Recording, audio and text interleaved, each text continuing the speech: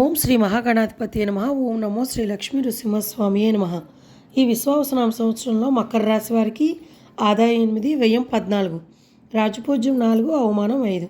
ఈ రాశి వారికి శని భగవానుడు తృతీయ మంది సంచారము, అదేవిధంగా గురువు షష్ఠ మంది సంచారం వల్ల అనేక విధములుగా అద్భుతంగా ఉందని చెప్పుకోవాలి. వీరికి ఏలినాటి శని యొక్క ప్రభావం తొలగినది. గత 7.5 సంవత్సరాలుగా వీరు చాలా అనేక విధములైన అనారోగ్యములు, మానసికమైన ఒత్తిడి, ఆర్థికపరమైన ఒత్తిడి ఎదుర్కొన్నారు. వీరికి చాలా కాలం తర్వాత మానసికమైన ప్రశాంతత కలిగి ఉండడం, అదేవిధంగా ఉల్లాసంగా ఉండడానికి అవకాశాలు కనబడుతున్నాయి. ఆర్థిక వనరులు పెరుగుతాయి. ఇక శని భగవానుడు తృతీయ స్థానం సంచారం వల్ల అత్యంత ధైర్యము, సాహసము కలగజేస్తుంది.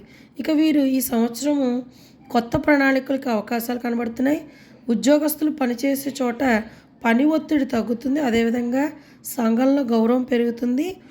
ఇంకా విద్యార్థులకు మరింత ఉత్సాహంగా ముందుకెళ్తారు. విహారయాత్రలు, తీర్థయాత్రలు చేయడానికి అవకాశాలు కనబడుతున్నాయి. మరింత ఫలితాల కొరకు ఆంజనేయ స్వామిని ఆరాధించడం మంచిది.